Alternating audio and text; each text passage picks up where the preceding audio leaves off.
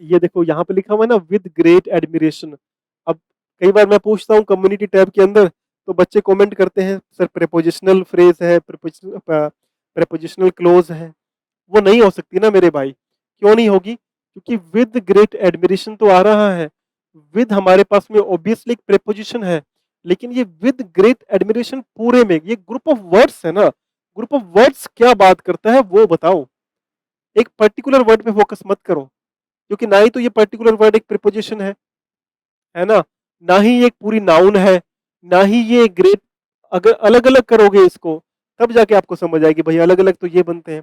लेकिन group of words है इसीलिए इस तरीके से बात पूछी जाती है। भाई ग्रुप ऑफ वर्ड्स ही तो बताना है हमें कि ये ग्रुप ऑफ वर्ड्स क्या है ना। तो जब ग्रुप ऑफ वर्ड्स की बात होगी तो आपको इसको छुपा करके पहले वाली बात को ध्यान से पढ़ना पड़ेगा। भाई पहले वाली बात का ये क्या लग रही है। जैसे यहाँ छुपाया मैंने इसको, शी लुक्ड एट हिम। मैं आपको बोला कि शी लुक्ड एट हिम, आपके दिमाग में बात आएगी भाई सर उसने कैसे देखा, गुस्से से देखा, प्यार से देखा। आ रही है ना बात दिमाग, आ रही कि नहीं आ रही है? तो she looked at him with great admiration. ये विद ग्रेट एडमिरेशन, ये अलग अलग वर्ड्स को ना पढ़ने की जगह इनको ग्रुप में पढ़ें और दिमाग में ये बात रखें। भाई विद ग्रेट एडमिरेशन क्या है, उसका देखने का तरीका है, मैनर है। और मैनर बताएगा, हाउ बताएगा, वो क्या होती है, एडवर्ब होती है। तो ये जो क्लोज है ना, she looked at him with great admiration, ये हमारे पास में एडवर्ब। देखो यहां अंडरलाइन है ये वाले words. A blue dress, blue in colour, ठीक है। ही बोट अ ब्लू ड्रेस, यहां पे अंडरलाइन क्या है, यहां पे अंडरलाइन है अ ब्लू ड्रेस। अब यहां देखो, he bought a dress blue in colour. अब यहां पे भी ब्लू इन कलर अंडरलाइंड है, लेकिन थोड़ा सा अगर कॉन्सेंट्रेट करोगे आपको आंसर मिल जाएगा। नमस्कार साथियों, जय श्री राधे। और आज का टॉपिक बड़ा ही खास है। आज के टॉपिक के ऊपर काफ़ी सारे बच्चों के काफ़ी सारे डाउट, काफ़ी सारे सवाल हमारे सामने आते रहते हैं। टॉपिक देखने में बड़ा आसान लगता है। फ्रेजेस की बात कर लेते हैं, क्लोजेस की बात कर लेते हैं, सेंटेंस स्ट्रक्चर की बात कर लेते हैं। ऐसा लगता है कि ना बड़ा ही ईज़ी सा टॉपिक है, बड़ा सा आसान सा टॉपिक है। लेकिन मैं आपको बता दूँ, जब टाइप्स पूछे जाते हैं कि ये फ्रेज़ कौन से टाइप की है, क्या ये फ्रेज़ एडवर्ब फ्रेज़ है? क्या ये फ्रेज़ हमारे पास में एडजेक्टिव फ्रेज़ है या फिर नाउन फ्रेज़ है? तो आप सभी लोग देख रहे होंगे, हम जब भी कम्युनिटी टैब के अंदर क्वेश्चंस पूछ रहे हैं ना, हर एक बच्चे के मन में इसको लेकर के, इससे रिलेट करता हुआ कोई ना कोई डाउट सामने आ ही रहा है। और ये इसीलिए इस सेशन को इस तरीके से प्रिपेयर किया गया है कि पहले अपन क्या समझने वाले हैं। ध्यान देना, इसका पीडीएफ जिस बच्चे को चाहिए, आप जाना अपने अबाउट सेक्शन के अंदर, चैनल के अंदर आपको टेलीग्राम का लिंक मिलेगा, टेलीग्राम ज्वाइन करना या इंस्टा पे डीएम कर देना। इंस्टा आईडी अपनी ये वाली है। इंस्टा पे जैसे ही डीएम करोगे, आपको इस वाली क्लास का पीडीएफ मिल जाएगा। अब पीडीएफ मिलते साथ ही क्या होगा, जो भी आप पढ़ोगे ना इसके अंदर से, आप पीडीएफ की सहायता से पढ़ना, जिससे आपको अटर क्लैरिटी मिलेगी।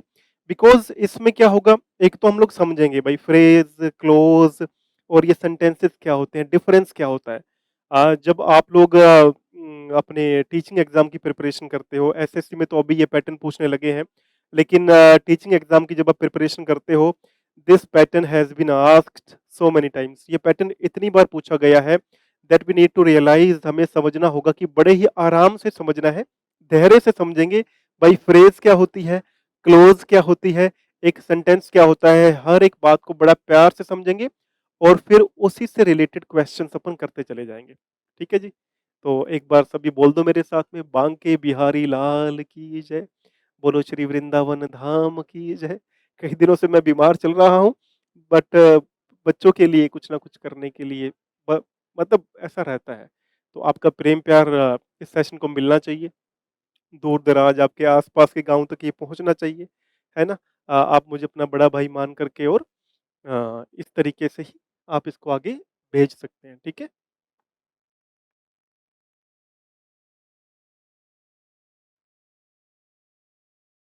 थोड़ा मैं एसी ऑन कर लूँ, टेम्परेचर काफ़ी रूम का तो नहीं ज़्यादा है, बट बिकॉज मेरा टेम्परेचर थोड़ा ज़्यादा है। ठीक है। तो अपन जो बात कर रहे थे, चलो शुरू करेंगे। पहले पढ़ते हैं, देखो डिफरेंस समझना कि एक फ्रेज क्या होती है, क्या बोल रहा है, ध्यान से पढ़ना। बोल रहा है कि एक फ्रेज जो है,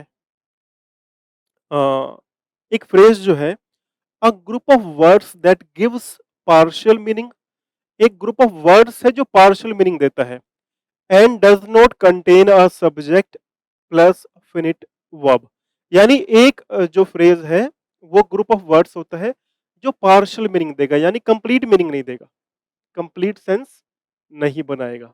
ठीक है, फिर एंड डज नॉट कंटेन, और नहीं होता है इसके अंदर, क्या नहीं होता है, इसके अंदर ना ही आपको एक सब्जेक्ट मिलेगा और ना ही आपको मेन वर्ब मिलने वाली है। ठीक है, तो ये समझ लेना कि जब अपन बात कर रहे हैं ना मेरे बंधु किसकी, एक फ्रेज की, तो एक फ्रेज की बात करते समय हमारे दिमाग में बात आएगी, भाई एक फ्रेज को अगर अपने को क्लोज से अलग रखना है तो एक फ्रेज में सब्जेक्ट और वर्ब तो होते ही नहीं है।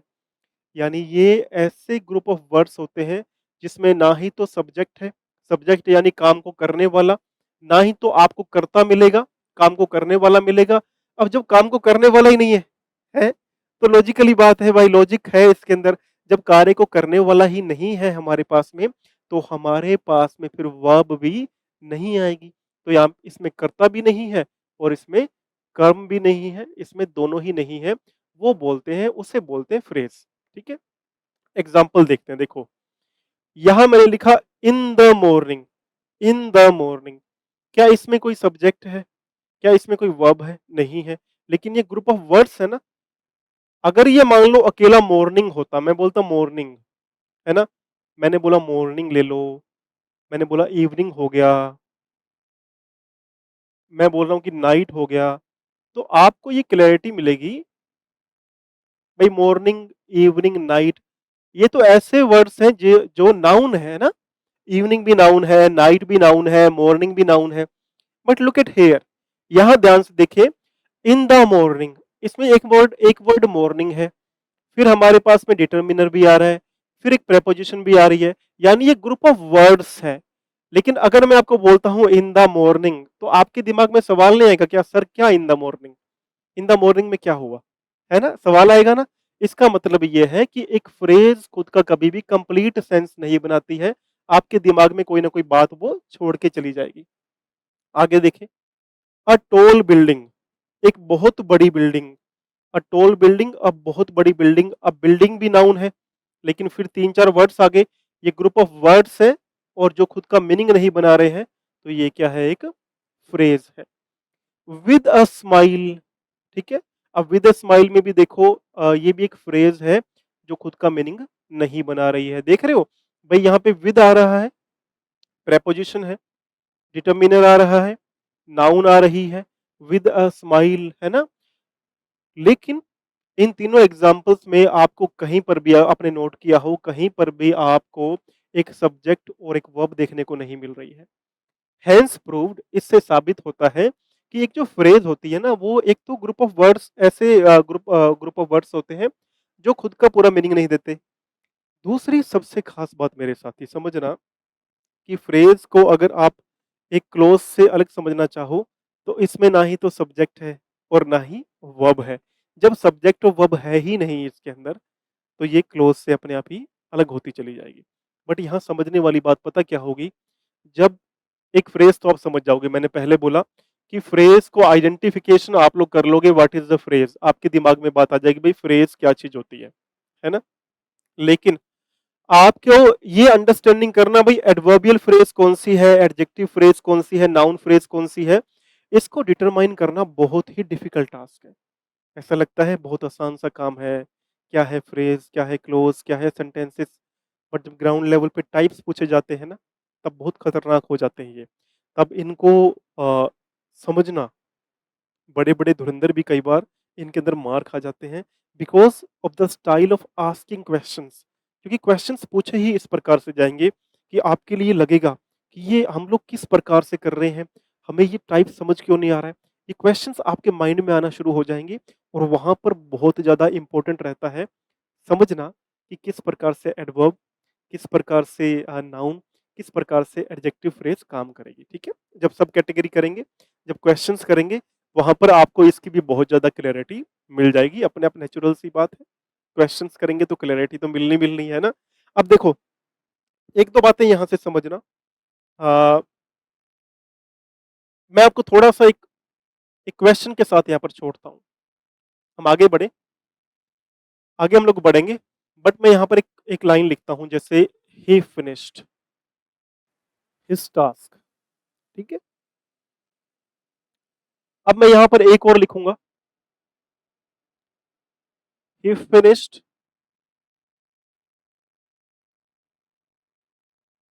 His task on time. समझ रहे हो? मैंने अब दो बातें लिखी है, दोनों ही सेंटेंस को बड़ा ही ध्यान से पढ़ना। पहली मैंने बात क्या लिखी है? पहली मैंने बात लिखी है ही फिनिश्ड हिज टास्क। अब आपको एग्जामिनर क्या करेगा? इस वाले पार्ट को अंडरलाइन कर देगा। एंड सेकंड एंड फॉरमोस्ट, ध्यान से पढ़ना, अब यहां लिखा है ही finished his task on time. अब इन वर्ड्स को ये अंडरलाइन कर देगा। अब डिफरेंस क्या आ रहा है? देखो, जब मैं आपको बोलता हूं भाई ये वाले वर्ड्स अंडरलाइन है, ही फिनिश्ड हिज टास्क, अब एग्जामिनर पूछेगा बताओ भाई जो अंडरलाइन वर्ड्स हैं वो कौन सी फ्रेज है, तो यहां पर बहुत डिटेलिंग चाहिए होगी। दूसरा देखो, ही finished his task on time, अब बात तो वही है, लेकिन अंडरलाइन वर्ड्स कौन से हैं? ये है। एग्जामिनर पूछेगा भाई ये कौन सी फ्रेज है बताओ। तो इसलिए क्या है मेरे साथी कि आप जैसे जैसे आगे बढ़ेंगे ना, हम ये करेंगे, इस पर दोबारा आएंगे लौट करके। थोड़ा समय आप लोग लो, इसको समझो, सोचो, है ना, ये किस प्रकार की फ्रेज है, कौन सी है, कमेंट में मुझे बताओ। प्लस जैसे जैसे आगे बढ़ते जाएंगे ना, आपको चीजें इतनी क्लियर होती जाएंगी। और सही में जो हमारे टैब के अंदर क्वेश्चंस पूछे जा रहे हैं, काफी सारे बच्चों के गलत हो रहे हैं। मैं आपको बता दे रहा हूँ कि दोबारा कभी भी आपके क्वेश्चंस के आंसर गलत नहीं होने वाले। इस चीज को दिमाग में लेकर के चलना है, ठीक है। चलो, तो भैया फ्रेज सभी को क्लियर हो गई होगी, फ्रेज क्या होती है, किस प्रकार से काम करती है, इसकी सभी को क्लैरिटी मिल गई होगी। किसी बच्चे को इन दोनों के आंसर्स पता है तो इन दोनों के आंसर्स भी आप मुझे कमेंट बॉक्स में बताना। हाँ, एक मैं ये बता देता हूं कि इनमें से एक नाउन फ्रेज है। कौन सी फ्रेज है? एक नाउन फ्रेज है, और दूसरी जो हमारे पास में है, यानी दो है ना, तो एक तो नाउन फ्रेज है और दूसरी जो फ्रेज हमारे पास में है, ही finished his task on time. तो आप ऐसे मान लो कि इनमें से एक कौन सी फ्रेज है? एक एडवर्ब फ्रेज है। तो आपको बताना है भाई एडवर्ब फ्रेज कौन सी है और नाउन फ्रेज कौन सी है, ठीक है। ये आपको कमेंट करके मुझे बताना है। हम लोग आगे बढ़ते हैं भाई, ठीक है, आगे आ जाओ। फ्रेज क्लियर हुई सभी को? पहले अपन तीनों में डिफरेंस समझ लेंगे। फ्रेज में डिफरेंस क्या है, क्लोज में डिफरेंस क्या है, सेंटेंस में डिफरेंस क्या आता है। Then we will move forward, फिर हम आगे चलेंगे और ये समझने का प्रयास करेंगे भाई कैटेगरी कैसे बनेगी। जब सब कैटेगरी बनेगी ना, कि नाउन टाइप की फ्रेज कौन सी है, एडवर्ब टाइप की फ्रेज कौन सी है, एडजेक्टिव टाइप की फ्रेज कौन सी है, वो जब सब कैटेगरीज बनेगी वो हम लोग धीरे धीरे करके हम लोग उसको समझने का प्रयास करते चलेंगे, ठीक है। अब यहां देखो, एक क्लोज क्या है, क्या बोल रहा है? एक क्लोज क्या चीज होती है? पढ़े ध्यान से। अ ग्रुप ऑफ वर्ड्स, एक ग्रुप ऑफ वर्ड्स है दैट हैज अ सब्जेक्ट, जिसका एक सब्जेक्ट है, एंड अ वर्ब, और एक वर्ब भी है, एंड गिव्स सम मीनिंग। देखो क्या बोल रहा है, क्लोज फ्रेज से कैसे डिफरेंट हुई। क्या बोल रहा है कि ये जो क्लोज है ना, इस ये होते ग्रुप ऑफ वर्ड्स ही हैं, लेकिन ये ऐसे ग्रुप ऑफ वर्ड्स हैं जिनका खुद का एक सब्जेक्ट होता है, एक वर्ब होती है, और कुछ मीनिंग देते हैं, गिव्स सम मीनिंग, कुछ मीनिंग देते हैं। तो अगर आपने फ्रेज पढ़ी होगी, हमने पढ़ी अभी अभी, तो फ्रेज में तो है नहीं, फ्रेज में ना ही तो सब्जेक्ट है ना ही वर्ब है।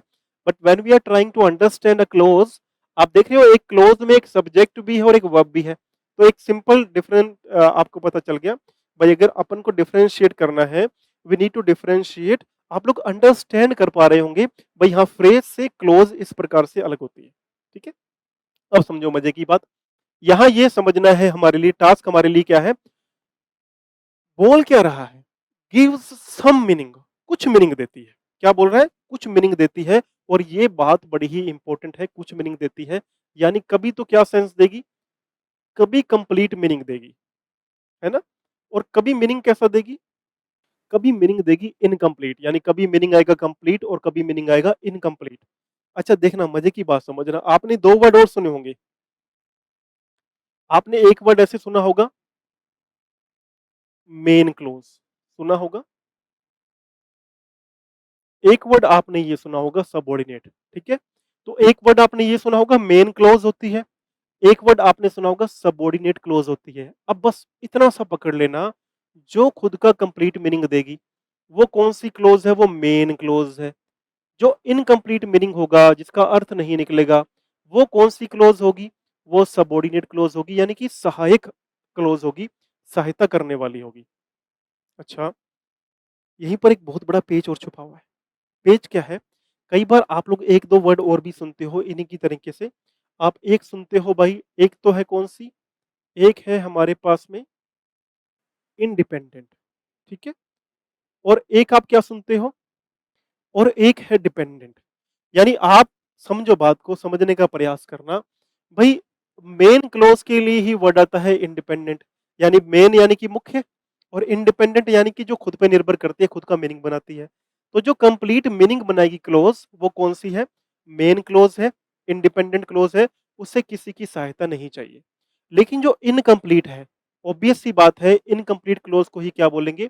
इनकम्प्लीट है यानी कि खुद का पूरा भावार्थ नहीं बना पा रही है, किसी और पे डिपेंड करती है, तो डिपेंडेंट बोलेंगे। और दूसरी क्या बोलेंगे? सबऑर्डिनेट क्लॉज़ बोलेंगे, ठीक है? यहाँ ये बातें समझनी क्यों ज़रूरी है? क्योंकि एग्ज़ामिनर कई बार अंडरलाइन करके अलग तरीके से पूछ लेगा कि भाई बताओ डिपेंडेंट कौन-सी है? बताओ इंडिपेंडेंट कौन-सी है? हैं? और अब तो एग्ज़ाम का ये हो गया है कि सिलेबस दे देते हैं और पूछते क्या हैं पता ही नहीं चलता। आपने देखा होगा भाई पूछते क्या हैं उसका पता ही नहीं चलता भाई क्या पूछ रहे हैं। तो इसीलिए आपको ये समझना पड़ेगा भाई जो खुद का इनकम्प्लीट मीनिंग, जो खुद का मीनिंग नहीं दे पा रही है, इनकम्प्लीट है। जो चीज़ है ही इनकम्प्लीट, वो किसी पे डिपेंड करेगी, है ना? तो डिपेंडेंट हुई। और अब जैसे आप सुनते होंगे सहायक, कोई सहायता करने के लिए है उसे बोलते हैं सबऑर्डिनेट, तो सबऑर्डिनेट हो गई, सहायक हो गई। और अगर मेन होती, तो मेन क्या होती? डिपेंडेंट होती, खुद का मीनिंग निकालती, तो वो होती मेन क्लॉज़। तो मेन क्लॉज़, डिपेंडेंट क्लॉज़ खुद का कंप्लीट मीनिंग बनाती है, और जो सॉरी इंडिपेंडेंट क्लॉज़ और मेन क्लॉज़ सॉरी, इंडिपेंडेंट और मेन क्लॉज़ खुद का कंप्लीट सेंस बनाएगी। जो डिपेंडेंट है, जो सबऑर्डिनेट है, वो खुद का मीनिंग नहीं बनाएगी, वो एक इनकम्प्लीट सेंस बनाती है। ठीक है जी? क्लियर है सभी को? अब समझना क्या है? अब समझने वाली बात यहाँ से बहुत इंपॉर्टेंट है। मैंने आपको ये बातें क्यों बताई है, इसका अभी रिजल्ट निकलेगा, इसका आउटकम आएगा, ठीक है? ये 2 सेंटेंस पढ़ने का प्रयास करें। He was sleeping, he was sleeping. अब आपको पता चल गया कि हाँ सर ही एक सब्जेक्ट हमारे पास में आ रहा है और एक हमारे पास में वर्ब भी आ रही है। तो ही वाज़ स्लीपिंग, वह सो रहा था। ये खुद का पूरा मीनिंग बना रही है। It means it is a main clause, it is an independent clause, है ना? अब ये देखो, दूसरा पढ़ो। व्हेन शी अराइव्ड, जब वह आई। अब आपके दिमाग में ये सवाल खड़ा करेगा, जो भी इनकम्प्लीट मीनिंग होगा, कभी भी इनकम्प्लीट मीनिंग जो भी होगा, तो आपको अंडरस्टैंड करना पड़ेगा भाई हाँ, इनकम्प्लीट मीनिंग तो क्या है? जिसका मीनिंग कंप्लीट नहीं है, वो हमारे दिमाग में क्या खड़ा करेगा? एक सवाल खड़ा करेगा, एक क्वेश्चन, एक डाउट हमारे दिमाग में आएगा भाई हाँ, ये तो खुद का मीनिंग नहीं बना रहा है। जैसे कि व्हेन शी अराइव्ड, जब वह आई। तो आपके दिमाग में एक बात आएगी ना कि सर जब वह आई तो क्या? व्हेन शी अराइव्ड तो क्या हुआ सर? है ना? तो ये आपके दिमाग में जब बात खड़ी कोई भी सवाल खड़ा हो जाए, तो आपको समझना पड़ेगा जिसमें सवाल खड़ा हो रहा है, वो टाइप क्या है हमारे पास में मेरे बंधु? अगर मैं बात करता हूँ तो वो कौन-सी है? सबऑर्डिनेट है, डिपेंडेंट है, लेकिन जो खुद का मीनिंग बना रही है वो कौन-सी है? मेन क्लॉज़ है, इंडिपेंडेंट है। और ये बातें मैं आपको क्यों बता रहा हूँ? क्योंकि देखना कभी भी जो आप एक सेंटेंस देखते हो, एक सेंटेंस क्या होता है? अगर समझने का प्रयास करो, जैसे ये है, ही वाज़ स्लीपिंग, तो आपको पता है मीनिंग पूरा बन रहा है। तो जिस चीज़ का पूरा मीनिंग बनता है, कंप्लीट सेंस निकलता है, वही तो एक सेंटेंस होता है। यानी मेन क्लॉज़, इंडिपेंडेंट क्लॉज़ ही एक सब्जेक्ट एक सेंटेंस बनाती है। क्लियर हुआ सभी को? देखते हैं, देखो 2-3 बातें और देखते हैं, जैसे अब इसे ध्यान से पढ़ने का प्रयास करें। I was taking rest. आप देखें इसको ध्यान से, जब मैं बोल रहा हूँ कि आई वाज़ टेकिंग रेस्ट, तो आपको पता है हमारे पास में एक सब्जेक्ट आ गया, आई, है ना? अब टेकिंग रेस्ट, टेकिंग हमारे पास में वर्ब आ रही है और देख रहे हो ये खुद का पूरा मीनिंग बना रही है। आई वाज़ टेकिंग रेस्ट खुद का मीनिंग बना रही है। अब ये बता दो भाई कौन-सी वाली क्लॉज़ है, ठीक है? लेकिन दूसरी पढ़ो, व्हेन ही रिटर्न्ड होम, जब वह घर पर वापिस आया। तो आप देख रहे हैं, यहाँ पर हमारे पास में सब्जेक्ट भी आ रहा है। सब्जेक्ट तो है ही ना, यहाँ पर हमारे पास में वर्ब भी आ रही है। तो एक सब्जेक्ट वर्ब ये इसमें भी आ रही है, एक सब्जेक्ट वर्ब इसमें भी आ रही है। लेकिन मेरे भाई जब ये वाला पढ़ रहे हैं ना, व्हेन ही रिटर्न्ड होम, हमारे दिमाग में ये बात खड़ी कर रही है, एक सवाल खड़ा कर रही है, व्हेन ही रिटर्न्ड होम तब क्या? है ना? ऐसा आ रहा है मन के अंदर, भाई व्हेन ही रिटर्न्ड होम, जब वह घर आया तब क्या? तब क्या हुआ? तो जब तक एक मीनिंग नहीं निकलता, चाहे उसमें सब्जेक्ट और वर्ब हो या ना हो, ठीक है? क्या होगा? भाई अगर क्लोज है, तो क्लोज की डेफिनेशन देखो क्या बोलती है? क्लोज तो ये बोल रही है ना भाई मेरे साथ में एक सब्जेक्ट और वर्ब दोनों ही होंगे, लेकिन कभी मैं इनकम्प्लीट मीनिंग दूंगी और कभी मैं कंप्लीट सेंस दूंगी।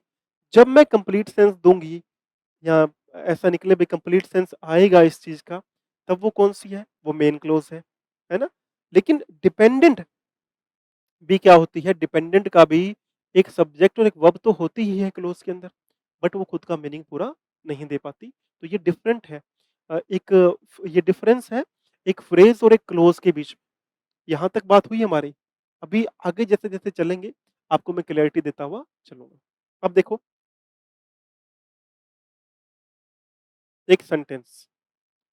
एक सेंटेंस क्या होता है? A group of words which with subject verb that gives complete meaning. अब एक सेंटेंस क्या है?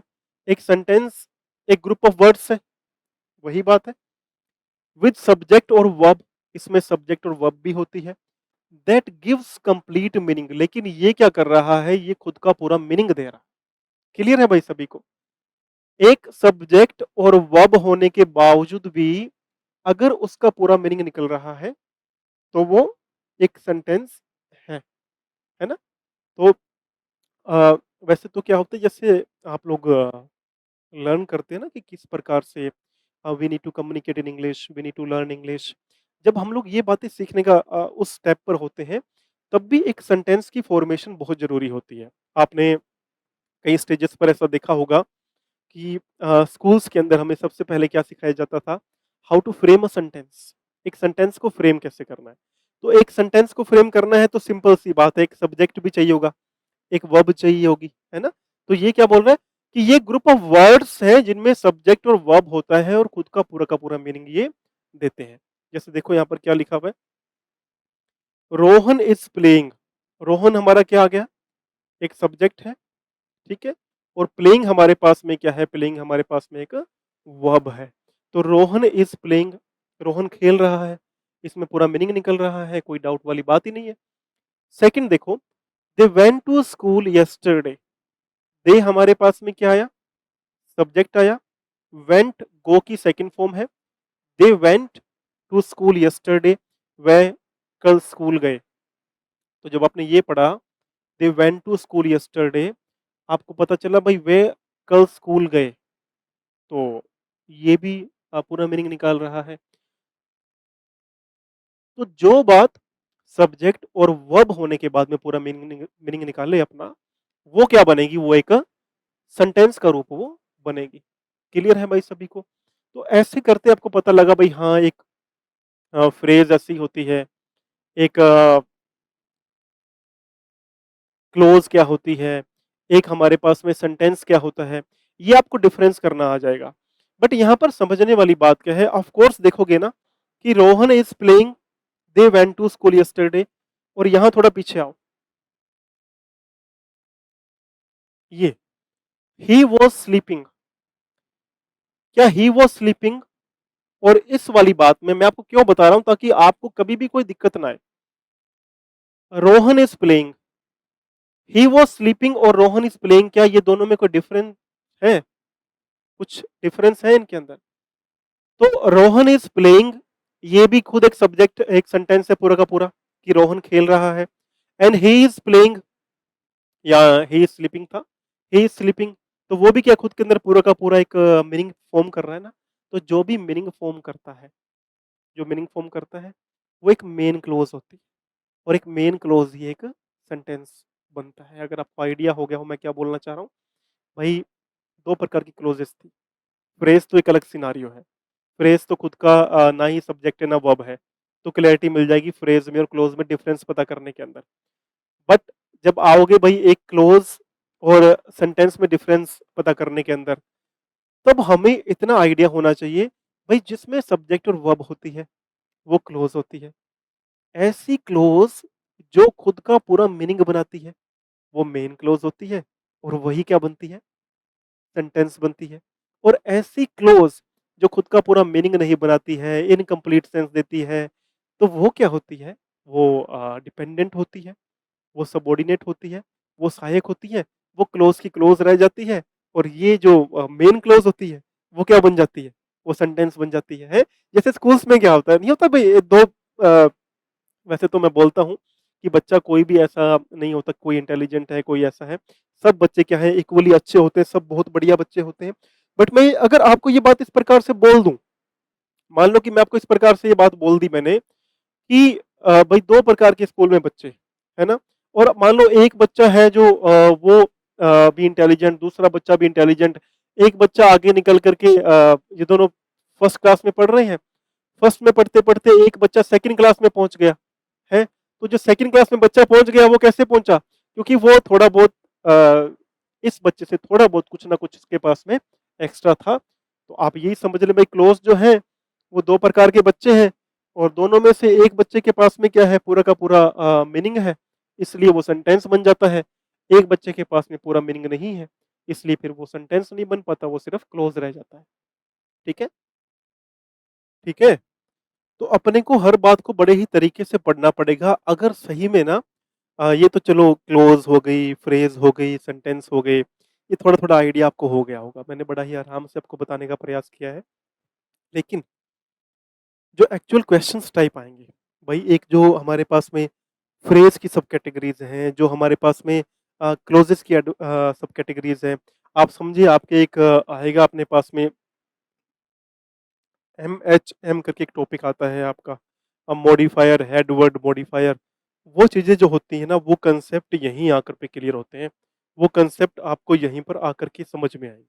ठीक है, चले, चलो भाई आगे बढ़ते हैं।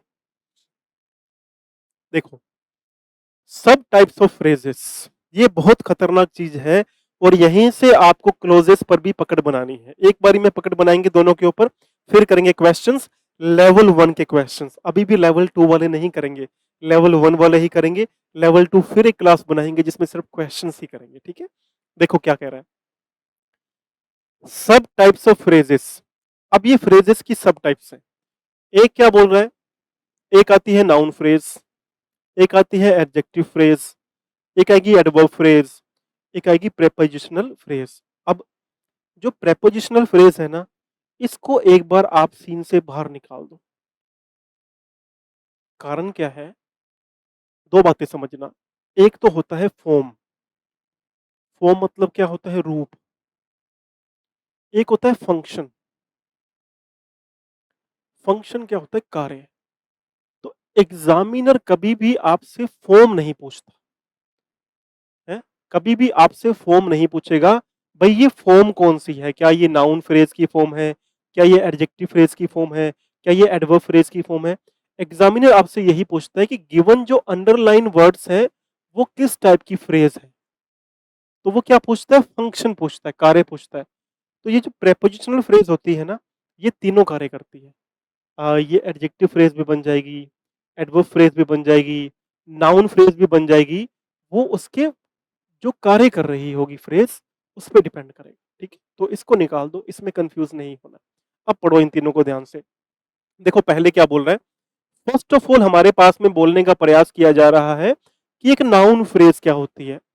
अब समझो, मैंने यहां क्या किया, आपको ये वाले वर्ड्स मैंने अंडरलाइन कर दिया, बार्क्ड, सॉरी, ये मैंने आपको अंडरलाइन कर दिया, बार्क्ड, द ब्लैक डॉग बार्क्ड। ये बार्क्ड मैंने आपको ऐसे छोड़ दिया, बार्क का मतलब क्या होता है, भौंकना, ये अंडरलाइंड है, द ब्लैक डॉग। अब मैंने आपसे पूछा बताओ भाई ये कौन सी फ्रेज है, आप तुरंत ही जैसे इसको पढ़ोगे ना, आप पता क्या देखोगे, आप इसको देखोगे भाई, डॉग है, डॉग नाउन है, और ये ब्लैक क्या है, ब्लैक मतलब डॉग की विशेषता है, तो ये एडजेक्टिव हो गया, ये एक एडजेक्टिव फ्रेज हुई, लो भाई मेरा आंसर निकल गया। ऐसे नहीं करना है, ध्यान से पढ़ो, द ब्लैक डॉग बार्क्ड, और यहीं पे सारी बातें समझ लेना, ये अंडरलाइंड है, यानी ये जो है ना बार्क्ड, बार्क्ड का मतलब है भौंकना, भौंकना। अब मैं बोलता हूं बार्क्ड, सिर्फ ये मैंने बात बोली बार्क्ड, आप बोलोगे सर कौन बार्क कर, कौन भौंक रहा है, जब आपके पास में आंसर, ये क्वेश्चन बने जिसका आंसर व्हाट या हु हो, व्हाट या हु, व्हाट मतलब कौन, हु मतलब कौन, दोनों के लिए क्या और कौन, सॉरी, व्हाट मतलब क्या और हु मतलब कौन। अब जैसे मैंने ये बोला ना बाक्ड, आपके दिमाग में सवाल आया कि ये जो बाक्ड है ना भौंकना, इस भौंकने के लिए यहां पर आ रहा है ब्लैक डॉग, यानी भौंक कौन रहा है, द ब्लैक डॉग, और कौन जो आंसर आएगा वो किसका बनेगा, वो नाउन फ्रेज का बनेगा। समझना बात को, जहां पर कौन और क्या आंसर आपका निकल रहा है, क्या निकल रहा है, भावार्थ कौन या क्या का निकल रहा है, चाहे अंडरलाइन वर्ड्स हमारे पास में वो किसी भी प्रकार के हैं, हमें देखना पड़ेगा, हमें मेरे बंधु पता करना पड़ेगा क्या आंसर क्या और कौन का आ रहा है। अगर क्या और कौन का आ रहा है तो आपके पास में नाउन फ्रेज, कौन सी फ्रेज है, नाउन फ्रेज है, और क्लोज में भी यही होगा। जब आप क्लोजेस पढ़ोगे ना, क्लोजेस में भी यही होगा, जब आपके पास में आंसर व्हाट या हु के अंदर आएगा तब आपके पास में नाउन फ्रेज ही आएगी। ठीक है, देखो अपन वहीं वापस चलते हैं जहां से अपन ने शुरू किया, अपन यहीं चलते हैं। आपने उसको इस तरीके से पढ़ा ना, तो थोड़ा सा आपको लगेगा कि सर अभी तक क्लैरिटी नहीं मिली है। अब देखो इस वाले सेंटेंस को, ही फिनिश्ड, ही फिनिश्ड, और अंडरलाइन क्या है, हिज टास्क। अब आप यहां देख रहे हो, जब आपने जब यहां बोला ही फिनिश्ड, उसने फिनिश कर दिया, आपके दिमाग में दो बातें आ रही होंगी, उसने क्या फिनिश किया, व्हाट, आ रही कि नहीं आ रही है? आपके दिमाग में ये बात आ रही होगी, भाई इसका तो ऑब्जेक्ट मिसिंग है, इतने को पढ़ोगे ना, सिर्फ इतने को पढ़ो, ही फिनिश्ड, और फिर ये वाला वर्ड अंडरलाइन है, और आपसे पूछेगा भाई किस टाइप की फ्रेज है।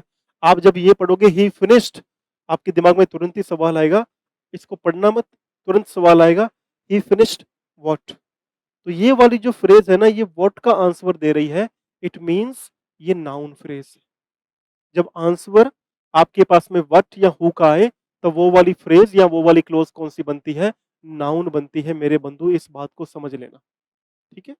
चलो आगे देखते हैं, आगे देखो, एडजेक्टिव फ्रेज। एडजेक्टिव फ्रेज दो बातें आपको बताएगी, और दोनों बातें ही नोट कर लेना। अगर आपको आंसर क्या मिल रहा है, विच टाइप ऑफ या what kind of, what kind of, which type of किस प्रकार की, या व्हाट काइंड ऑफ किस तरीके की, क्या चीज होनी चाहिए ये भी समझना, नाउन, क्या, नाउन। यानी जब आपसे ये पूछा जाएगा अंडरलाइन वर्ड्स के माध्यम से, या ये बताने का प्रयास किया जाएगा ये जो नाउन है वो किस प्रकार की है, किस तरीके की है, तब आपको समझ लेना है कौन सी है वो एडजेक्टिव फ्रेज या एडजेक्टिव क्लोज है, डिपेंडिंग की वर्ड्स क्या लिखे हुए हैं। ग्रुप ऑफ वर्ड्स तो पता लगाने पड़ेंगे ना, है, अगर ग्रुप ऑफ वर्ड्स खुद का सेंस नहीं बना रहे हैं, सब्जेक्ट वर्ब नहीं है, तो वो फ्रेज है ना। देखो अब यहाँ पर मैंने इसको अंडरलाइन कर दिया, the boy is full of confidence, मैंने इसको अंडरलाइन किया है। ये द बॉय क्या है, नाउन है। अब ये अंडरलाइन जो वर्ड्स है ना, ये क्या बता रहे हैं, जो बॉय है वो किस तरीके का है, बॉय क्या है, नाउन है, और नाउन ये जो बॉय है वो किस तरीके का है, फुल ऑफ कॉन्फिडेंस। यानी ये कौन सी फ्रेज हुई, एडजेक्टिव फ्रेज हुई, क्या बता रही है, which type of, what kind of. आगे क्वेश्चंस करेंगे तब खतरनाक काम होने वाला है, उसकी तैयारी करके रखें, क्योंकि ये अभी अगर नहीं इस पे कंसंट्रेट करेंगे तो आगे जो क्वेश्चंस आएंगे वो दिमाग का दही कर देने वाले भाई। वहां फिर मन में बात आएगी कि सर ये तो पकड़ में ही नहीं आ रहा, अभी नाउन फ्रेज कैसे चल रही है, एडवर्ब कैसे चल रही है, एडजेक्टिव कैसे चल रही है। वो कब आएगा मेरे बंधु, उसके लिए एक एक्सट्रीम सेंस ऑफ मैच्योरिटी लगेगी, और वो मैच्योरिटी ही डेवलप करनी है आज के सेशन से, वो पकड़ ही बनानी है आपको। आगे जैसे जैसे एग्जाम्पल्स करोगे, अंडरस्टैंडिंग डेवलप होगी, कंसेप्ट्स क्लियर होंगे, फिर देखना खुद बैठोगे ना, सारी की सारी फ्रेजेस आपकी सही होने लग जाएंगी, सारी की सारी क्लोजेस आपकी सही होने लग जाएंगी। ठीक है, समझने का प्रयास करें। अब ये थर्ड वाला पढ़ो, adverb phrase. He ran with great speed, ये वाले वर्ड्स अंडरलाइन है। ही रैन, वह दौड़ा। अब ये क्या लिखा है, विद ग्रेट स्पीड, हालांकि यहाँ पे विद है, ये प्रेपोजिशन है। ही रैन, ये रैन क्या है हमारे पास में, वर्ब है, और ये जो है ना विद ग्रेट स्पीड, ये वर्ब के बारे में ज्यादा जानकारी दे रही है, यानी वर्ब को मॉडिफाई करने वाले जो वर्ड्स होते हैं वो एडवर्ब होते हैं। और एडवर्ब क्या बताती है हमें, अगर हमें आंसर क्या मिले, हमें आंसर मिल रहा है व्हेन का, हमें आंसर मिल रहा है हाउ का, हमें आंसर मिल रहा है वेयर का, हमें आंसर मिल रहा है वाई का, तो समझना है कि वो क्या है हमारे पास में एडवर्ब फ्रेज है। यानी जब मैंने बोला ही रैन, वह दौड़ा, बात खत्म हो गई। ये तो बना ही नहीं ना कि वो क्या दौड़ा, यहाँ अपने नाउन तो है ही नहीं कि एडजेक्टिव बन जाएगा। वर्ब के बारे में बात बता रहा है तो एडवर्ब बनेगी, लेकिन वर्ब के बारे में कई बार बात बताने वाली नाउन भी बनती है, लेकिन उसका अर्थ अलग निकलता है। ठीक है, तो ही रैन, वह दौड़ा, विद ग्रेट स्पीड, कैसे दौड़ा, विद ग्रेट स्पीड। तो जब ये बता रहा है ना उसका तरीका कैसा था, हाउ, ये हाउ जो बता रहा है ना कैसे दौड़ा वो, तो जब कैसे की बात आएगी और वर्ब को मॉडिफाई करेगी, वो कौन सी होगी, एडवर्ब फ्रेज होगी। तो जहां पर व्हेन, हाउ, वेयर, व्हाई के आंसर्स मिल जाए ना, तो समझ लेना कौन सी फ्रेज है, एडवर्ब फ्रेज है। समझ लेना क्लोज कौन सी है, एडवर्ब क्लोज है। लेकिन ये समझना कि इन वर्ड्स पे मत चले जाना कि आप पढ़ो भाई किसी सेंटेंस में वाई लिखा आ रहा है, आप कहो सर वाई तो क्या है, वाई एडवर्ब क्लोज है, नहीं, वर्ड्स पे मत जाना। वर्ड्स में जैसे मैंने बोला, फिर से पढ़ो, नाउन फ्रेज क्या बताती है, व्हाट या हु का आंसर बताती है। मैंने ये नहीं बोला कि व्हाट या हु वर्ड्स आएंगे उसके अंदर, नहीं आएंगे, वो आपको व्हाट या हु का आंसर बताएगी। ठीक है, अ, जैसे एडजेक्टिव फ्रेज मैंने आपको बताया, ये आपको which type of, what kind of, ये बताएगी भाई नाउन किस प्रकार की है। जब नाउन के बारे में बात आएगी तो वो क्या बन जाएगी अपने पास में, क्या बनेगी, एडजेक्टिव फ्रेज बन जाएगी, क्लोज बन जाएगी, दोनों बन जाएगी। जब हमारे पास में एडवर्ब की बात आएगी जिसमें answers when, how, where, why के आएंगे, तब वो एडवर्ब फ्रेज बनेगी। लेकिन ये वर्ड्स मत ढूंढने चले जाना कि व्हेन वर्ड मिल रहा है तो एडवर्ब फ्रेज ही है, वेयर वर्ड मिल रहा है तो एडवर्ब फ्रेज ही है, हाउ वर्ड मिल रहा है, नहीं।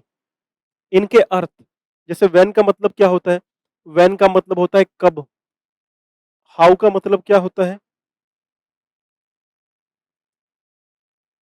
हाउ का मतलब होता है कैसे, मैनर, तरीका पूछते हैं। वेयर मतलब कहाँ, है ना, प्लेस। वाई मतलब क्यों, कारण, तो कारण ढूंढना, वाई मत ढूंढना सेंटेंस के अंदर। सेंटेंस में कारण ढूंढना, वाई ढूंढोगे तो अपने क्लैरिटी नहीं मिलेगी। सेंटेंस में वेयर, प्लेस, वेयर मतलब कहाँ, लेकिन इसके वेयर वर्ड मत ढूंढना, क्योंकि वेयर वर्ड हमारे पास में एडजेक्टिव फ्रेज के अंदर भी मिल सकता है, एडजेक्टिव क्लोज के अंदर भी मिल सकता है। व्हेन वर्ड मत ढूंढना, हाउ वर्ड मत ढूंढना, आप इनके भावार्थ ढूंढना। भाई अगर कब का मीनिंग आ रहा है, सामने वर्ब आ रही है, तब एडवर्ब है। वेयर का मीनिंग आ रहा है, सामने क्या है, वर्ब है, तब ये एडवर्ब है। वाई का मीनिंग आ रहा है, बिकॉज लिखा आ रहा है और साथ में वर्ब है, तो वो एडवर्ब है। क्योंकि वर्ब की विशेषता कौन बताती है, एडवर्ब बताती है। नाउन को कौन मॉडिफाई करता है, नाउन को एडजेक्टिव मॉडिफाई करता है ना। और व्हाट या हु का जहां पे आंसर मिल जाए वो हमारे पास में क्या हो जाती है, नाउन फ्रेज हो जाती है। मैं 2-3 बातों से आपको पहले एग्ज़ाम्पल्स पे चलें, उससे पहले मैं आपको क्लैरिटी देना चाहूँगा। देखो इस बात को ध्यान से पढ़ना। यही बात थी ना, जब आप इस वाले अंडरलाइन्स वर्ड्स को पढ़ रहे थे, तो यहां पर क्या निकल रहा था? ही फिनिश्ड व्हाट? क्या का भावार्थ आ रहा था ना? तो ये क्या था? His task. यहां पढ़ो, ही फिनिश्ड हिज टास्क। तो अब ये जो फिनिश्ड है, उसने क्या फिनिश किया, व्हाट फिनिश किया, वो तो यहां आ ही गया, आ गया ना। अब क्या बता रहा है कि उसने काम जो फिनिश किया है, उस वर्ब के लिए बता रहा है, उसने व्हेन यानी कब पूरा किया, ऑन टाइम। तो ऑन टाइम कौन सी फ्रेज बनी? नाउन थोड़ी बनी, ये एडवर्ब फ्रेज बनी मेरे बंधु, मेरे भाई। कौन सी फ्रेज बनेगी? एडवर्ब फ्रेज बनेगी। क्लियर है? एक क्लैरिटी और लेते चलते हैं, ताकि जब आप एग्जाम्पल्स करो ना, आप कहो कि सर मेरे को जो भी सारे डाउट्स थे मेरे मन के अंदर, या आज तक मेरे को जो भी एडवर्ब क्लोजेस को लेकर के, फ्रेजेस को लेकर के डाउट थे, हेंस वो सारे के सारे डाउट मेरे क्लियर हो गए हैं। And when you will tell me that कि सर मेरे सारे के सारे डाउट्स क्लियर हो गए हैं, तब मुझे आनंद मिलता है। मैं क्लास, आप देखो ना, ग्रामर के हमारे जितने भी चैप्टर बने हैं, मान सकता हूँ कि वोकैब के अंदर मैं मस्ती के फन के मूड में होता हूँ, और वोकैब चीज भी ऐसी सीरियसली नहीं लेनी चाहिए, है ना। लाइफ को सीरियस लेना ही नहीं चाहिए भाई, सिंपल सी बात है। अगर जीवन को सीरियस लेते हैं तो हम लोग अस्पताल में मिलेंगे। लाइफ को सीरियस मत लो, यहाँ आपका कुछ भी नहीं है। आप सिर्फ यहाँ पर आए हो, अपनी एक्टिंग करो, और एक्टिंग करके जो आपको कार्य मिला है वो करते करते करते यहाँ से निकलने का प्रबंध करो। यहाँ परमानेंट कुछ भी नहीं है भाई मेरे, ठीक है। तो समझना बात को, जो सारे के सारे ग्रामर के सेशंस बने हुए हैं, आप चाहे एडवर्ब चेक करोगे जा करके, चाहे आप नाउन चेक करो, चाहे प्रोनाउन चेक करो, टेंस चेक करना, अपना कंजक्शंस चेक करना, सारे के सारे जो सेशंस बने हुए हैं, इवन डिटरमिनर्स, वो सारे के सारे जो सेशंस बने हुए हैं ना मेरे भाई, आपको ये समझना पड़ेगा, उन सेशन में बहुत डेप्थ है, बहुत गहराई है। हर एक बात में इतनी डेप्थ है कि आप कहोगे सर ये सेशंस मैंने सारे देख लिए ना, मेरा कोई भी एग्जाम रुकने नहीं वाला, ठीक है। अब यहां से पॉइंट पकड़ो मेरे भाई। पॉइंट क्या पकड़ेंगे मेरे बंधु? दो सेंटेंस में आपको लिखता हूं। जैसे नाउन और एडवर्ब का डिफरेंस समझाया, वैसे मैं आपको एडजेक्टिव और नाउन का डिफरेंस समझा देता हूं। देखो, यहां अंडरलाइन है ये वाले words, a blue dress, blue in colour, ठीक है। ही बोट अ ब्लू ड्रेस, यहां पे अंडरलाइन क्या है? यहां पे अंडरलाइन है अ ब्लू ड्रेस। अब यहां देखो, he bought a dress blue in colour. अब यहां पे भी ब्लू इन कलर अंडरलाइंड है, लेकिन थोड़ा सा अगर कॉन्सेंट्रेट करोगे आपको आंसर मिल जाएगा। मोस्टली क्या होता है, हमारा फोकस इस पर होता है। अब ब्लू ड्रेस है, तो मैं ये समझ पा रहा हूँ कि भाई ड्रेस तो हमारी नाउन हुई, और ब्लू हमारा क्या हुआ, एडजेक्टिव हुआ। इसलिए जो फ्रेज टाइप है वो एडजेक्टिव फ्रेज है। ऐसा मोस्ट ऑफ द टाइम्स हमारे दिमाग में जो आंसर आएगा ये आएगा, जो कि गलत है। आपको ये पढ़ना होगा भाई, अब ब्लू ड्रेस किसके लिए आ रहा है? किसके लिए आ रहा है? ही बॉट, वह लाया। अब आपके दिमाग में सवाल खड़ा होगा, वह क्या लाया? जब क्या का आंसर आता है, वो कौन सी होती है हमारे पास में? नाउन फ्रेज होती है। वह क्या लाया? ये बोट का ऑब्जेक्ट क्या है? A blue dress. तो अ ब्लू ड्रेस क्या है? एक नाउन फ्रेज है, एडजेक्टिव फ्रेज नहीं है। अब ये पढ़ो, he bought a dress blue in colour. अब ये लाया क्या? ये बोट अ ड्रेस, यानी इस बोट के लिए ये ऑब्जेक्ट हमारे पास में नाउन ऑलरेडी आ चुका है। क्लियर है? तो यहां पर जो ब्लू इन कलर है ना, ये मेरे दोस्त अब किसके लिए आ रहा है? ये ड्रेस के लिए आ रहा है। तो अब ये नाउन की खासियत बता रहा है। पहले वाले में नाउन थी ही नहीं, ऑब्जेक्ट था ही नहीं, तो ये अब ब्लू ड्रेस क्या थी? ऑब्जेक्ट था। और ऑब्जेक्ट या सब्जेक्ट क्या हो सकते हैं? नाउन या प्रोनाउन। और वैसे भी ही बॉट, वह लाया, क्या लाया? क्या का आंसर आ रहा है? A blue dress. यहां पे he bought a dress blue in colour, blue in colour. तो ड्रेस तो ऑलरेडी आ चुका है ना। अंडरलाइन वर्ड्स क्या है? ब्लू इन कलर है, यानी ये जो ब्लू इन कलर है अब किसके लिए आ रहा है? ड्रेस के लिए आ रहा है। ये वर्ब के लिए नहीं आ रहा है, ये ऑब्जेक्ट नहीं आ रहा है। ये जो वर्ड्स हैं वो ड्रेस की खासियत बता रहे हैं, नाउन की खासियत बता रहे हैं। इसलिए ये क्या है हमारे पास में? Adjective phrase. कंसेप्ट क्लियर है भाई सभी के? ठीक है, अब देखो, अब ये क्वेश्चंस आ गए हैं, अब पहले आप बताना है फिर मैं आपको बताता जाऊंगा, ठीक है। The little girl sang a beautiful song. Underline क्या है? The little girl. अब क्या लग रहा होगा भाई, द लिटिल गर्ल है हमारे पास में अंडरलाइन, तो ये हमारी कौन सी फ्रेज हुई? क्योंकि गर्ल है नाउन और लिटिल है छोटी, यानी ये एडजेक्टिव फ्रेज हुई। नहीं, इसको पढ़ना बंद करो, इसको पढ़ो। सैंग अ ब्यूटीफुल सॉन्ग, किसी ने एक बहुत ही सुंदर गीत गाया है। अब आपके दिमाग में आना चाहिए किसने गाया है। जब व्हाट या हु का आंसर मिलेगा, कौन या क्या का आंसर मिलेगा, वो कौन सी होगी? वो हमारी नाउन फ्रेज होगी। तो द लिटिल गर्ल क्या है हमारे पास में? नाउन फ्रेज है, क्योंकि ये इसका सब्जेक्ट है। और सब्जेक्ट क्या हो सकता है? नाउन या प्रोनाउन हो सकते हैं, एडजेक्टिव सब्जेक्ट नहीं हो सकता, इसलिए ये नाउन फ्रेज है। The little girl sang a beautiful song. Clear है? दूसरा देखो, the man in the black coat is a detective. The man in the black coat, अब ये मैन है, नाउन है हमारे पास में। इन द ब्लैक कोट किसके लिए आ रहा है? इस आदमी के लिए आ रहा है, ये नाउन की विशेषता बता रहा है, इसलिए ये जो है एडजेक्टिव फ्रेज है। The man in the black coat is the detective, यानी कि ये एडजेक्टिव फ्रेज है, ये नाउन के बारे में बता रही है। ठीक है, a pair of shoes was lying on the floor, floor पर पड़ा था। क्या? अगर आप इतना ही पढ़ो, इस वाले पार्ट को छुपा लो, was lying on the floor, आपके दिमाग में क्वेश्चन आएगा भाई फ्लोर पे क्या पड़ा था? तो क्या बताया गया? A pair of shoes. अब पेयर ऑफ शूज क्या है हमारे पास में? इसका सब्जेक्ट भी है और क्या पढ़ा था उसका भी आंसर दे रहे हैं। तो क्या और कौन का आंसर आए, वो नाउन फ्रेज है। A pair of shoes is a noun phrase. ठीक है, आगे पढ़ो भाई।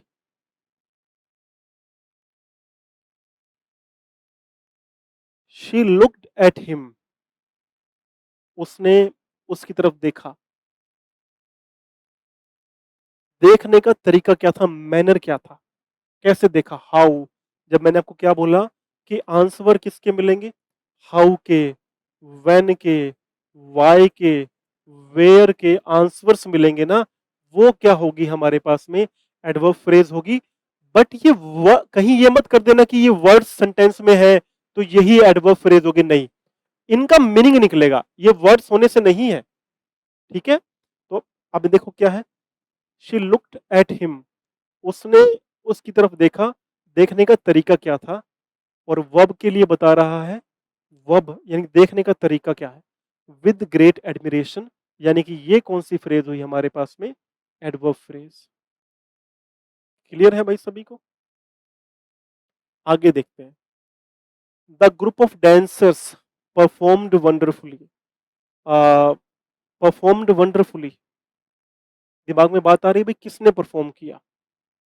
ग्रुप ऑफ डांसर्स, और ये वर्ब है, इसका सब्जेक्ट ये है, यानी सेंटेंस का सब्जेक्ट है, तब भी ये क्या है? नाउन फ्रेज है। ठीक है, the group of dancers is a noun phrase. The box was full of toys, ये आप कमेंट करके बताओ।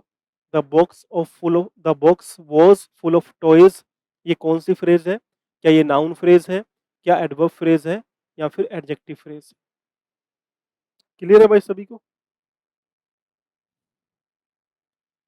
क्लोजेस पे आ जाए उससे पहले मैं आपको एक क्वेश्चन पूछता हूँ, जिसका आपको मुझे क्लैरिटी देनी है भाई। ये जो क्वेश्चन है, इस ये जो क्वेश्चन है, इसमें ये फ्रेज कौन सी है?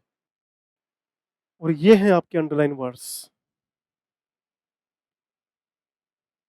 The place where I live is beautiful, बताओ, नाउन फ्रेज है, एडवर्ब फ्रेज है, या एडजेक्टिव फ्रेज है? ये कमेंट करना, मैं वापस आऊंगा लास्ट में, तब आप बताऊंगा भाई इसका आंसर एक्चुअल में है क्या। क्योंकि अभी बताने का देखता हूँ भाई आप लोग कितना इस पे गौर करते हो। फिर से नोटिस कर लो, the place where I live is beautiful, वह जगह जहां पर मैं रहता हूँ ब्यूटीफुल है। अब देखता हूँ भाई कितने बच्चे अपना शातिर दिमाग चला करके इसका आंसर निकालते हैं। आ जाओ भाई, अब हमारे पास में है सब टाइप ऑफ क्लोजेस, सब टाइप्स ऑफ क्लोजेस, क्लोजेस के प्रकार। अब मैंने यहां से प्रेपोजिशनल निकाल ही दिया है, बिकॉज आप देखो प्रेपोजिशनल का कोई सेंस नहीं है, वो फंक्शन के रूप में नहीं आती है, पूछी नहीं जाती है फंक्शन के रूप में, बहुत रेयर चांसेस होंगी। पहली बात तो एग्जाम में है ही नहीं ऐसा एग्जाम्पल जहाँ पे प्रेपोजिशनल फ्रेज या क्लोज पूछी जाए, तो उसमें निश्चिंत रहना, ऐसा कोई क्वेश्चन नहीं है। वही बात है, नाउन क्लोज क्या बताएगी, व्हाट या हु का आंसर बताएगी। आई नो, मैं जानता हूं, क्या जानता है, that he is right. Simple है, क्या जानते हो भाई, है ना। आपके कोई आपको बोले आई नो, आप पूछोगे ना भाई क्या जानता है तू, है, तो व्हाट का आंसर आ जाए तो वो समझ लेना क्या आ जाएगा अपने पास में, नाउन क्लोज आ जाएगी। एडजेक्टिव क्लोज क्या होती है, adjective clause, the man who is sitting there is my uncle, the man who is sitting there is my uncle. The man के लिए आ रहा है क्या, हु इज सिटिंग देयर, तो यानी हु इज सिटिंग देयर क्या है, इस मैन की विशेषता है या इसके पर्टिकुलर इसके लिए बात कर रहा है, तो कौन सी फ्रेज है, एडजेक्टिव फ्रेज है। अब देखो मजे की बात, क्या लिखा हुआ है, the man who is sitting there, आ रहा है ना इसमें हु लिखा हुआ आ रहा है ना, तो ये वर्ड्स के चक्कर में मत पड़ना भाई, व्हाट या हु जो होंगे वो नाउन क्लोज होगी। मेरा कहने का मतलब है कि जब व्हाट या हु की आंसर निकलेगा वो नाउन क्लोज होगी, ऐसा नहीं कि जिसमें व्हाट या हु लिखा हुआ है वही नाउन क्लोज हो, वो नाउन क्लोज नहीं है। The man who is sitting there, तो ये जो हु आ रहा है किसके लिए आ रहा है, इस मैन के लिए आ रहा है, इसकी विशेषता बता रहा है, ये एडजेक्टिव क्लोज है, बहुत इंपॉर्टेंट बात है। एडवर्ब क्लोज, एडवर्ब क्लोज क्या है, ही लेफ्ट, वह चला गया, ये लेफ्ट वर्ब है, ही लेफ्ट वह चला गया, खुद का पूरा मीनिंग बना रहा है।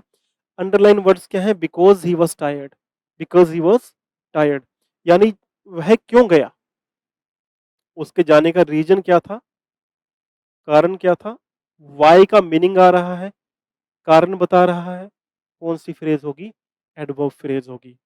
तो noun phrase, adjective sorry noun close, phrase बोल गया ना, क्लोज होगी, तो नाउन क्लोज, एडजेक्टिव क्लोज और एडवर्ब क्लोज, इनमें डिफरेंस आप लोगों को इसी प्रकार से करना है, और ऐसे ही करते चलेंगे ना भाई, तो आप समझो आगे जो प्रैक्टिस करेंगे उसमें आपका बिल्कुल भी आंसर गलत नहीं होने वाला।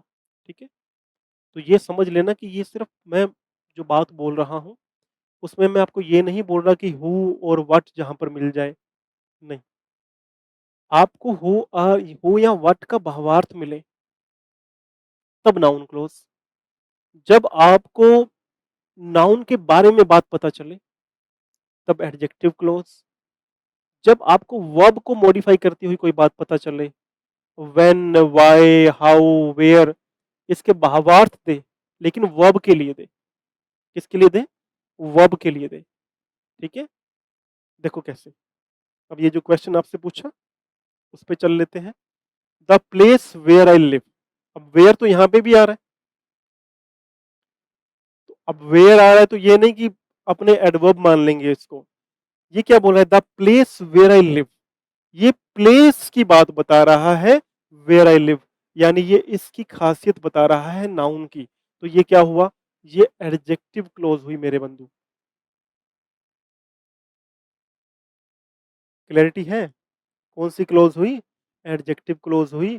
तो आपने जो जो मैंने आपको आज बातें बताई हैं उस पर फिर से गौर करना है, आगे जो क्वेश्चंस पे चलें उससे पहले दो तीन जो मैंने बड़ी ही मेन बातें आपको बताई हैं, समझाई हैं, उसमें से एक बात तो ये है कि वर्ड्स पे मत फॉल करना, वर्ड्स पे मत गिरना, आपको ये समझना होगा भाई हु या व्हाट का आंसर मुझे मिल रहा है, जब मुझे हु या व्हाट का आंसर मिल रहा है वो मेरी नाउन क्लोज या फ्रेज है, जब मुझे which kind of what type of noun है तो वो कौन सी है, एडजेक्टिव है जो नाउन की बात बता रही है, जब मुझे व्हेन, व्हाई, वेयर, हाउ का मीनिंग निकल रहा है, वर्ड्स नहीं, वर्ड्स पे फॉल मत करना, वर्ड्स पे ट्रैप मत करना, वर्ड्स पे मत गिरना, फिर से बता रहा हूं क्योंकि वर्ड्स धोखा देते हैं। ठीक है, जैसे यहां दिया the place where I live, अब वेयर आ रहा है तो दिमाग में बात आए सर कि वेयर तो बताया था कि हमारे पास में एडवर्ब में आता है, वेयर का भावार्थ आता है, ठीक है। अ,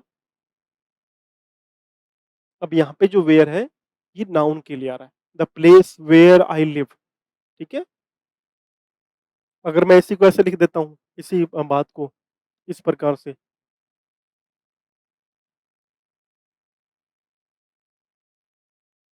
आई डोंट नो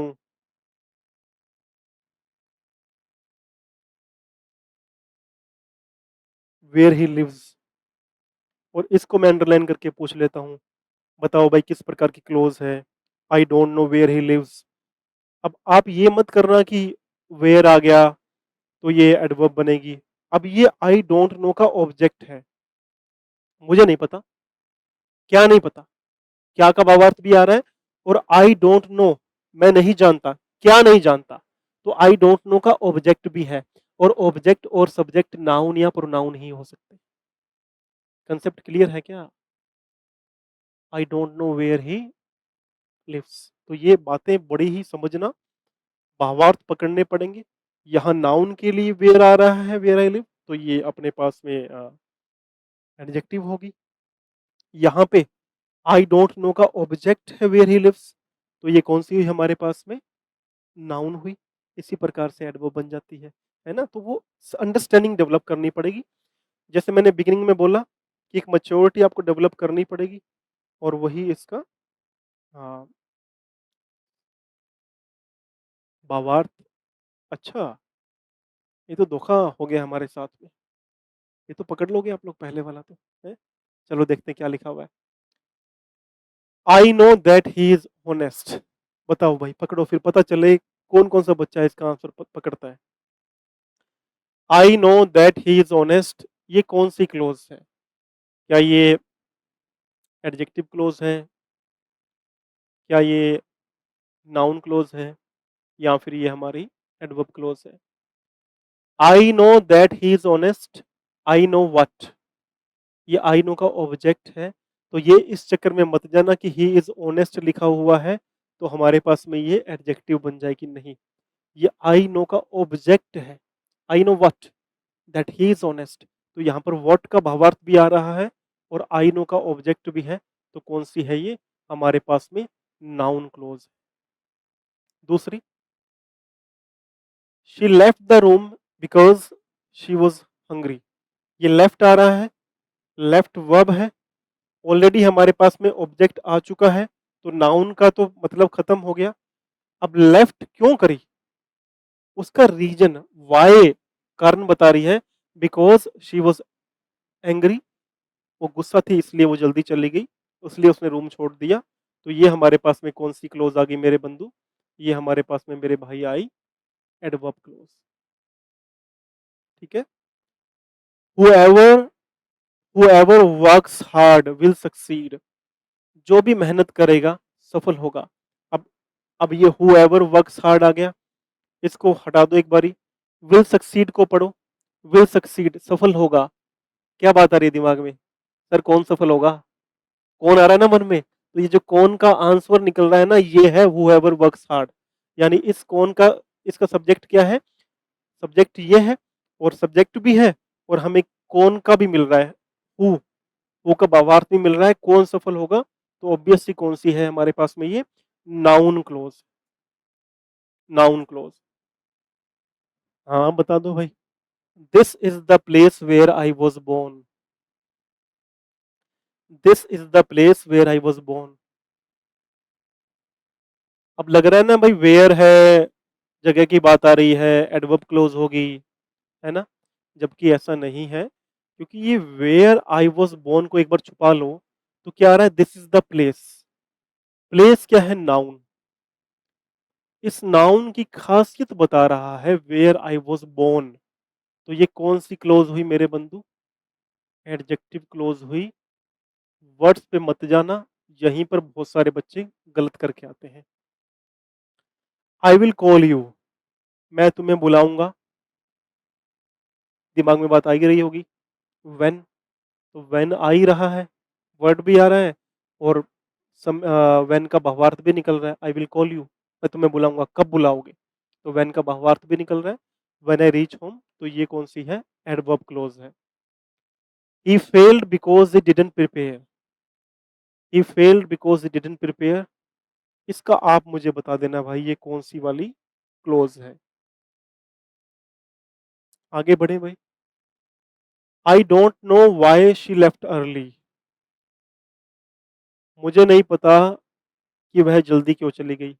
अब लिखा तो वाई आ रहा है, अब है क्या, एडवर्ब है, एडजेक्टिव है या नाउन है। इसको छुपाओ एक बारी। आई डोंट नो, मुझे नहीं पता, क्या नहीं पता। तो ये जो नो है ना इसका ऑब्जेक्ट है ये, वाई शी लेफ्ट अर्ली। और ऑब्जेक्ट और सब्जेक्ट कौन बनते हैं, नाउन या प्रोनाउन। तो ये कौन सी क्लोज हुई हमारी, नाउन क्लोज हुई। बहुत ही खतरनाक बातें हैं, समझ लेना भाई, यही गड़बड़ करती हैं ज्यादातर। What you said surprised me, what you said, इसको छुपा लो एक बारी। सरप्राइज्ड एवरीवन, अब दिमाग में बात आ रही होगी भाई क्या सरप्राइज किया सभी को, तो व्हाट यू सेड। इस सरप्राइज्ड का सब्जेक्ट ये है व्हाट यू सेड, तो सब्जेक्ट या ऑब्जेक्ट क्या बनता है, नाउन प्रोनाउन, तो नाउन क्लोज हुई। He is the person whom I trust the most, he is the person, person क्या है, नाउन है, नाउन के बारे में बता रहा है, उसकी खासियत की उसी पे मुझे पूरा भरोसा है। तो ये क्या हुई, एडजेक्टिव क्लोज हमारे पास में हुई। He is the person whom I trust the most. ठीक है, और आज की last, she sings better than I expected, वह उससे अच्छा गाती है जिसकी मैंने उम्मीद करी थी। तो शी सिंग्स आ रहा है, उधर नाउन तो है ही नहीं, तो एडजेक्टिव तो खत्म हो गया। और शी सिंग्स खुद में पूरा मीनिंग निकालता है, वह गाना गाती है, उसके लिए ऑब्जेक्ट की रिक्वायरमेंट भी नहीं है। तो she sings better than I expected, I expected क्या है यहाँ पर, एडवर्ब क्लोज है। ठीक है, तो ये she sings better than I expected, उसका जो गाने का तरीका था, सिंग्स, सिंग्स हाउ, किस प्रकार से उसने गाया, बेटर गाया, किससे, देन आई एक्सपेक्टेड, जिसकी मैंने उम्मीद की थी। ठीक है, तो ये कौन सी हुई, एडवर्ब क्लोज हमारे पास में ये हो गई। क्लियर है भाई सभी को, एनी डाउट एनी वन, किसी को कोई डाउट रह जाए तो फिर भी क्वेश्चन कर लेना, फिर भी पूछ लेना, कमेंट कर लेना। और किसी प्रकार की हेल्प चाहिए हो तो वो हेल्प भी आपको मैं करने के लिए तैयार हूँ। आप मुझे कमेंट करना और बताना भाई कहाँ पर क्या चीज़ आपको और समझनी है, या वर्ड्स का ट्रैप मत, बस वर्ड्स का ट्रैप मत पढ़ना। वर्ड्स के चक्कर में पढ़ोगे, एक तो प्रेपोजिशनल वाला दिमाग से निकाल देना। प्रेपोजिशनल फॉर्म के रूप में आ सकती है, फंक्शन के रूप में, कार्य के रूप में कभी नहीं आती है। तो वो आपका कन्फ्यूजन वैसे ही खत्म हो जाएगा, भाई फंक्शन के रूप में तो आ ही नहीं रही है। अब फंक्शन के रूप में आ नहीं रही है तो फिर फंक्शन के रूप में पढ़नी क्यों है। क्लैरिटी ये रखो, एडवर्ब में, एडजेक्टिव में और नाउन फ्रेज की बात करेंगे तो उसी के बारे में चर्चा होनी चाहिए। तो एडजेक्टिव, नाउन और एडवर्ब फ्रेज, एडजेक्टिव, नाउन और एडवर्ब क्लोज ज्यादातर एग्जाम में आपसे यही पूछी जाती हैं, तो उसी की चर्चा की जाए है। और यहाँ देखो, ये देखो यहाँ पे लिखा हुआ है ना, विद ग्रेट एडमिरेशन। अब कई बार मैं पूछता हूँ कम्युनिटी टैब के अंदर, तो बच्चे कमेंट करते हैं सर प्रेपोजिशनल फ्रेज है, प्रेपोजिशनल क्लोज है। वो नहीं हो सकती ना मेरे भाई, क्यों नहीं होगी, क्योंकि विद ग्रेट एडमिरेशन तो आ रहा है, विद हमारे पास में ऑब्वियसली एक प्रेपोजिशन है, लेकिन ये विद ग्रेट एडमिरेशन पूरे में, ये ग्रुप ऑफ वर्ड्स है ना, ग्रुप ऑफ वर्ड्स क्या बात करता है वो बताओ। एक पर्टिकुलर वर्ड पे फोकस मत करो, क्योंकि ना ही तो ये पर्टिकुलर वर्ड एक प्रिपोजिशन है ना, ना ही ये एक पूरी नाउन है, ना ही ये ग्रेट। अगर अलग अलग करोगे इसको तब जाके आपको समझ आएगी भाई अलग अलग तो ये बनते हैं, लेकिन ग्रुप ऑफ वर्ड्स है इसीलिए इस तरीके से बात पूछी जाती है। भाई ग्रुप ऑफ वर्ड्स ही तो बताना है हमें कि ये ग्रुप ऑफ वर्ड्स क्या है ना। तो जब ग्रुप ऑफ वर्ड्स की बात होगी तो आपको इसको छुपा करके पहले वाली बात को ध्यान से पढ़ना पड़ेगा, भाई पहले वाली बात का ये क्या लग रही है। जैसे यहाँ छुपाया मैंने इसको, शी लुक्ड एट हिम, मैं आपको बोला कि शी लुक्ड एट हिम, आपके दिमाग में बात आएगी भाई सर उसने कैसे देखा, गुस्से से देखा, प्यार से देखा, आ रही है ना बात दिमाग, आ रही कि नहीं आ रही है। तो she looked at him with great admiration, ये विद ग्रेट एडमिरेशन, ये अलग अलग वर्ड्स को ना पढ़ने की जगह इनको ग्रुप में पढ़ें और दिमाग में ये बात रखें, भाई विद ग्रेट एडमिरेशन क्या है, उसका देखने का तरीका है, मैनर है और मैनर बताएगा, हाउ बताएगा, वो क्या होती है? एडवर्ब होती है। तो ये जो क्लोज है ना, she looked at him with great admiration, ये हमारे पास में एडवर्ब क्लोज है। क्लियर है कंसेप्ट सभी को? ठीक है।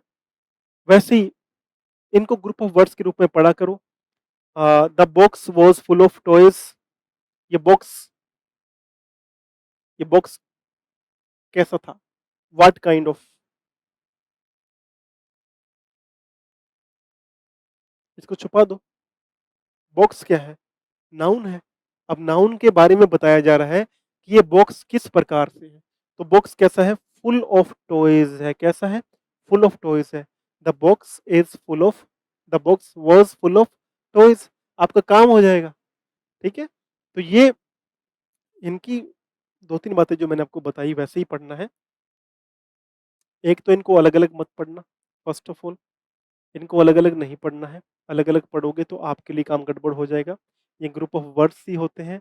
आप एक वर्ड पे जाएंगे और फिर सोचेंगे कि ये एक वर्ड जो है पर्टिकुलर, ये हमारा एडजेक्टिव है, नाउन है या एडवर्ब है, वहाँ फंस जाएंगे। इनको ग्रुप ऑफ वर्ड्स की तरह पढ़ना है कि जो पूरा ग्रुप है वर्ड्स का, ये पर्टिकुलर किसके बारे में बात बता रहा है।